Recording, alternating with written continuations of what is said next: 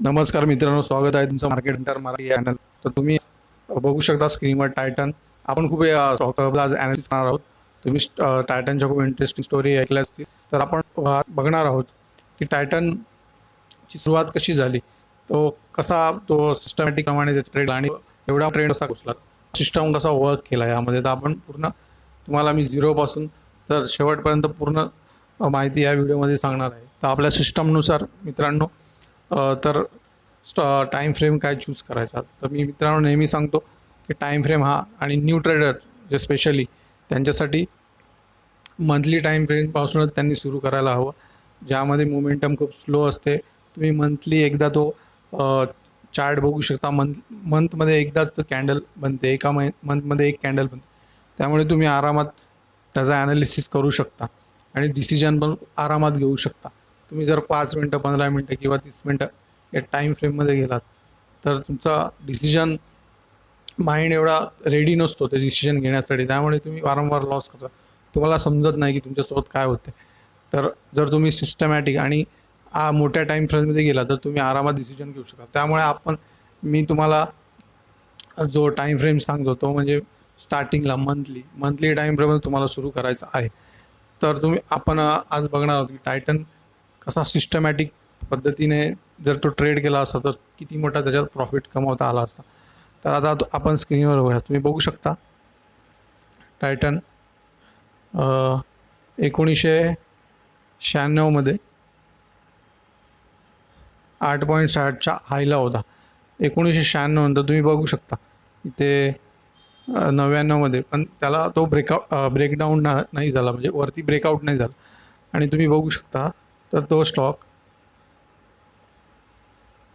डिसेंबर 2004 नंतर त्यांनी ब्रेकआउट, म्हणजे तुम्ही बघू शकता 8 वर्षानंतर त्या स्टॉकने ब्रेकआउट दिला आहे. म्हणजे आपल्या स्टॉक सिलेक्शननुसार कोणताही स्टॉक 8 ते 12 वर्षामध्ये जर ब्रेकआउट देत असेल तर तिथे आपला स्ट्रॉंग बाय सिग्नल आहे. तर तुम्ही बघू शकता इथे जर ही कॅन्डल आहे, या कॅन्डलच्या क्लोजिंगला म्हणजे 9.40ला आपल्याला तिथे बाय करायचा होता. आणि स्टॉप लॉस हीच लाईन आहे मित्रांनो. ह्या लाईनीच्या जर खाली तर रेड कॅन्डलने जर ब्रेकडाऊन दिला तर आपल्याला तिथे 1 सेकंदाचा विचार न करता एक्झिट करायचा आहे. आपल्याला पूर्णपणे मित्रांनो सिस्टमॅटिकपणे जायचं आहे. स्टॉप लॉस झाला. आता हा स्टॉक आपल्याला होल्ड कसा करायचा आणि सिस्टमॅटिक पद्धतीने यावर हा होल्ड कसा करायचा आहे, की मेन इम्पॉर्टंट गोष्ट मित्रांनो आहे ती म्हणजे स्टॉक होल्ड करणे. तुम्ही जर तो बाय केला असेल आणि त्याच्यामध्ये मुवमेंट असेल, एक लक्षात घ्या मित्रांनो, कोणालाच माहीत नव्हतं की स्टॉकची प्राईस कुठे जाईल. तर तर आपल्याला तो सिस्टमॅटिकप्रमाणे कसा घेता येईल, तर त्यासाठी मी तुम्हाला सांगितलं पण आहे EMA 46 आपण यूज करतो. तुम्ही बघू शकता आपण इकडून बाय केला, नंतर तुम्ही बघू शकता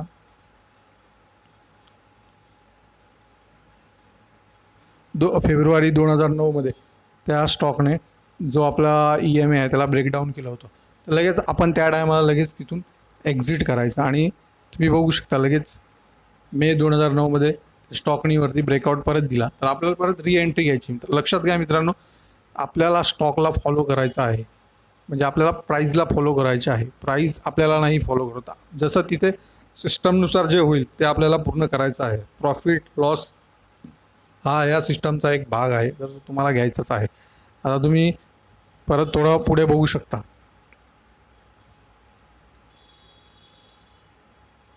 तेव्हा मित्रांनो जानेवारी 2014मध्ये त्या स्टॉकने आपल्या EMAला एकदा टच केलं होतं. तर जे न्यू ट्रेडर आहेत, ज्यांना मोठ्या ट्रेंडमध्ये जर एंट्री करायची असेल तर तुम्ही ह्या EMA 46च्या आसपास तुम्ही बघू शकता. इथे जे ग्रीन कॅन्डल बनली इथे तुम्ही तिथे एंट्री घेऊ शकता. आणि स्टॉप लॉस तोच राहील तुमचा त्या EMAच्या खाली. जर रेड कॅन्डल ब्रेकडाऊन देत असेल तर तो जो क्लोजिंग असेल तो तुमचा स्टॉप लॉस असेल. तर तुम्ही बघू शकता हे बघा 2016ला पण त्यांनी एकदा EMAच्या जवळ आला होता. तुम्ही इकडे बघू शकता डिसेंबर 2016ला परत तुम्ही इथे नोव्हेंबर 16ला तुम्ही परत त्या स्टॉकमधून एक्झिट करून परत इथे आपण एंट्री केली असती मित्रांनो. हे बघू शकता.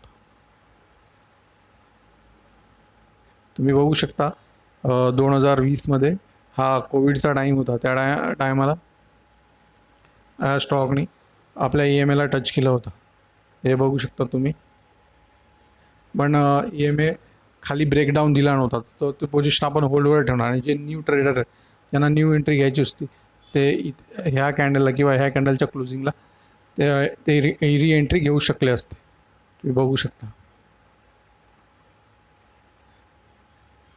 हे बघू शकता 2024मध्ये पण जो फॉल आला त्यामध्येही स्टॉक EMA जवळ आले नाही. तुम्ही बघू शकता आज त्याची प्राईस जवळजवळ 4,454.60ला आज तो ट्रेड करतो आहे. तर मित्रांनो, अशा प्रकारे पूर्ण सिस्टमॅटिक पद्धतीनुसार आपण एंट्री, एक्झिट, स्टॉप लॉस आणि ते स्टॉक होल्ड करून त्याचा प्रॉफिट कसा बुक करायचा ते बघू शकता. अजून पण या स्टॉकचा एक्झिट आलेला नाही मित्रांनो. तर तुम्ही समजू शकता की राकेश झुंझुनवाला यांनी तो स्टॉक का एक्झिट केला नाही आजपर्यंत. तर मित्रांनो, अशा प्रकारे आज पूर्णपणे आपण टायटनचा सिस्टमॅटिक पद्धतीने कसा ट्रेड करणार आहोत. अजून आपण खूप सारे स्टॉकमध्ये ॲनालिसिस करणार आहोत. जर तुम्हाला हा व्हिडिओ व्हॅल्युएबल वाटत असेल तर प्लीज चॅनलला सबस्क्राईब करा आणि व्हिडिओला लाईक करा. थँक्यू.